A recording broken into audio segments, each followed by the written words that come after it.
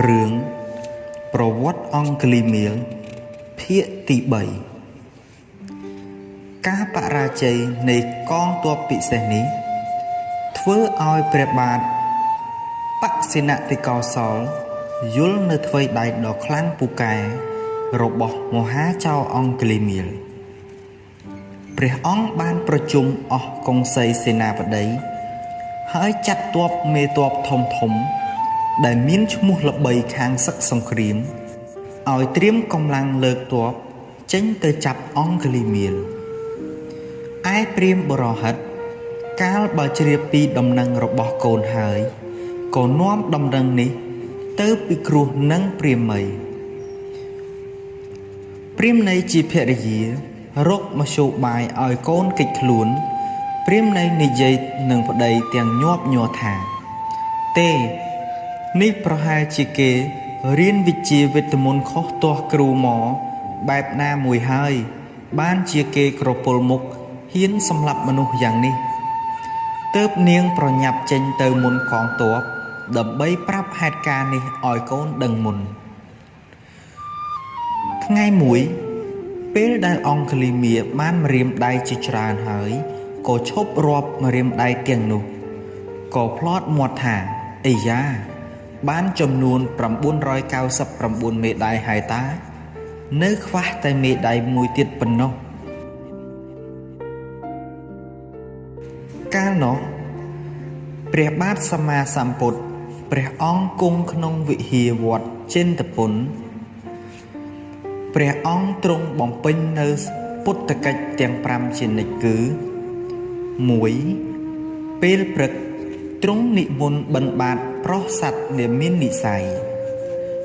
2. ពេលរសៀលទ្រង់សម្ដែងធម៌ទេសនាប្រោះពុទ្ធបរិស័ទទាំង4ពួក 3. ពេលព្រលប់ទ្រង់ប្រទានឱវាទដល់ព្រះភិក្ខុសង្ឃ 4. ពេលអាធ្រាត្រ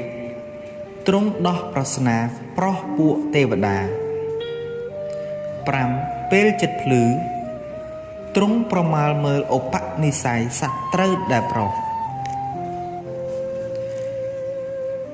កាលទ្រង់រំពឹងឃើញថាអង្គលីមៀលមានឧបនិស្ស័យធម៌បើតថាគតមិនយកធុរៈចេញទៅប្រុសទេបុរសនេះនឹងធ្វើមិត្តឃាតកម្មផុតរបូតចាកមគ្គផលពុំខានគ្រានោះព្រះអង្គក៏ប្រញាប់យាងចេញរហូតបានទៅជួបនឹងអង្គលីមៀលនៅពេលព្រឹកព្រលឹមមុននឹងព្រាហ្មណីជាម្ដាយទៅដល់មហាចៅអង្គលីមៀលគ្រាន់តែក្រឡេកឃើញព្រះសម្មាសម្ពុទ្ធភ្លាមក៏ដេញតាមយ៉ាងលឿនស្លៅសម្ដៅព្រះអង្គក្នុងបំណងកាត់យកព្រះហស្ថឲ្យបានគ្រប់ចំនួន 1000ព្រះសម្មាសម្ពុទ្ធទតឃើញអង្គលីមៀលរត់មកទ្រង់ក៏សម្រួមនិមន្តបោះជំហានមួយដោយអំណាចមហិទ្ធិឫទ្ធិខ្លាំងពូកែអង្គលីមៀលកាលបើខំដេញយ៉ាងពេញកម្លាំងអស់ពីសមត្ថភាពរហូតបែកញើសចូលខ្លួនក្នុងចម្ងាយផ្លូវ3យោជន៍ក៏ពិចារណាថាយើមនុស្សត្រងោលនេះដើរសោះហេតុអីក៏អញរត់មិនទាន់កន្លងមក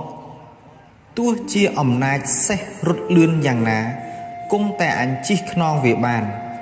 ចុះម្នាក់នេះអីក៏អស់ចាម្លេះអង្គលីមៀលក៏ហៅព្រះអង្គថាណែសមណៈឈប់សិនទើបព្រះដ៏មានបុណ្យទ្រង់មានសង្ឃដីកាថាតថាគតឈប់ហើយអង្គលីមៀលតបវិញថាឯងនិយាយកុហកព្រះអង្គត្រាស់ថាតថាគតបានឈប់ហើយតែព្រះស្ដែងទេដែលមិនទាន់ឈប់នោះអង្គលីមៀលហាក់ដូចមានសតិពិចារណានៅសង្ឃដីកាមួយឃ្លានេះដោយអំណាចបញ្ញាកម្មដែលខ្លួនបានសន្សំជាមួយនឹងជ្រុំជ្រែងផងអង្គលីមៀលក៏សួរនៅអត្ថន័យពាក្យនេះថា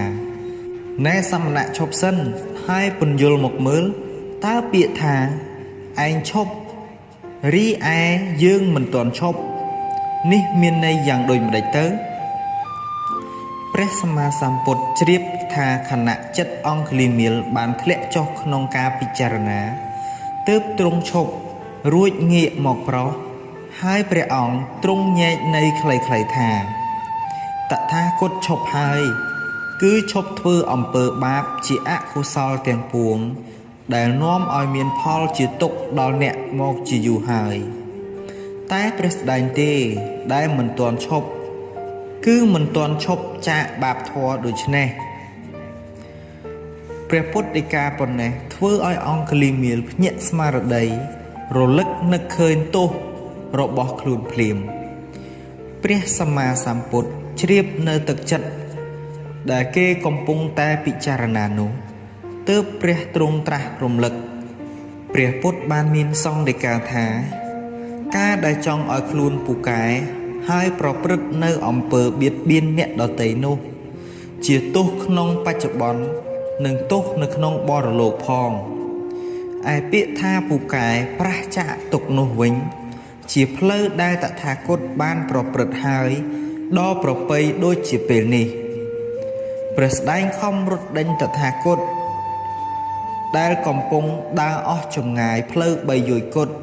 តែពុំអាចសម្រេចបាននេះជាឧទាហរណ៍អង្គលីមាលបានរលឹកនឹកឃើញនៅហេតុផលដ៏អស្ចារ្យនេះទើបអង្គលីមាលដោះគ្រឿងសភាវុធនិងកំរងដៃចេញពីខ្លួនក្រវែងចោលទៅក្នុងជ្រោះដ៏សែនជ្រៅនិងកំរងម្រាមដៃរួចចូលមកក្រាបថ្វាយបង្គំព្រះសម្មាសម្ពុទ្ធសូមខមាទោសហើយទទួលសូមឧបជាសម្បត្តិក្នុងសំណាក់ព្រះអង្គព្រះអង្គបានអនុញ្ញាតឲ្យបានជាស្រេចហើយទ្រង់នាំអង្គលីមាលមកកាន់វត្តចេតពុននៅក្នុងថ្ងៃនោះឯងកាលចូលមកដល់ក្នុងវត្តចេតពុនអង្គលីមាលបានក្រឡេកឃើញភិក្ខុសង្ឃជាច្រើនរាប់រយអង្គដែលប្រព្រឹត្តប្រតិបត្តិនិងសម្រួមចិត្តនិងមានភាពបរិសុទ្ធធ្វើឲ្យលោកសោកស្ដាយយ៉ាងខ្លាំងនៅអំពើដែលខ្លួនធ្លាប់ធ្វើកន្លងមកហើយលោកខិតខំរៀនសូត្រធម៌វិន័យនិងសមាធិរងាប់ចិត្ត2-3ថ្ងៃកន្លងមកអង្គលីមាលក៏បាននិមន្តចូលទៅបិណ្ឌបាតនៅក្នុងភូមិនៅក្រុងសាវត្ថីជាមួយនឹងភិក្ខុសង្ឃដទៃទៀតលុះទៅដល់ស្រុកអ្នកស្រុកបានឃើញលោកហើយក៏ផិតភ័យផ្អើលរត់ចូលទៅក្នុងកំពែងព្រះនគរនាំគ្នាបិទទ្វារទាំងតូចទាំងធំអង្គលីមាលភិក្ខុលោកនិមន្តទៅដល់ទីណាមានតែសំឡេងឆោឡោនៅទីនោះគ្មានជនណាមានសទ្ធាប្រគេនចង្ហាន់ដល់លោកឡើយ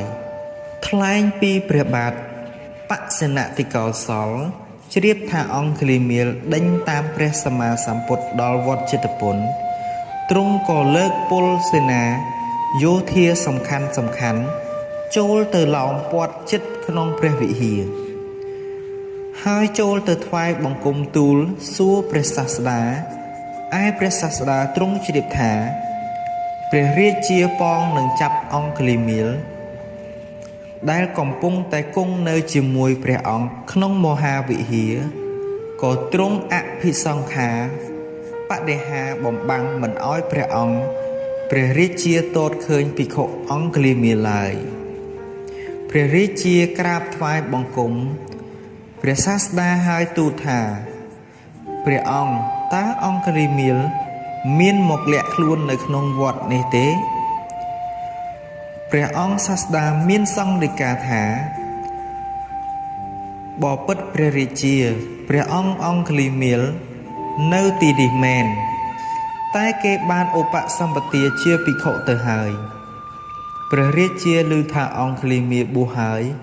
ទ្រង់ក៏ឈប់ព្រួយបារម្ភបន្តិចទើបចូលទៅទូលតបព្រះសាស្តាថាបើគេបួសជាការល្អហើយព្រះសាស្តាមានសង្ឃដីកាសួរថា តើព្រះរាជា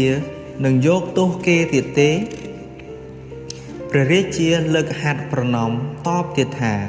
ក្រាបទូលខ្ញុំព្រះករុណាមិនយកទោសអីទៀតទេព្រោះគេបានព្រះអង្គទូលមានព្រានប្រដៅហើយព្រះសម្មាសម្ពុទ្ធទ្រង់បើកអភិសង្ខារបដិហាឲ្យព្រះអង្គព្រះរាជាទតឃើញអង្គលីមៀលភិក្ខុពេលនោះព្រះបាទបសិណតិកោសលទ្រង់ទតឃើញរូបរាងនិងភាពដ៏អស្ចារ្យនៃភិក្ខុអង្គលីមៀលដោយព្រះហឫទ័យស្ញប់ស្ញែងជាខ្លាំងរួចក្រាបថ្វាយបង្គំលាព្រះដ៏មានប្រភាកយាងនិមន្តនាំចូលទៅក្នុងព្រះនគរវិញ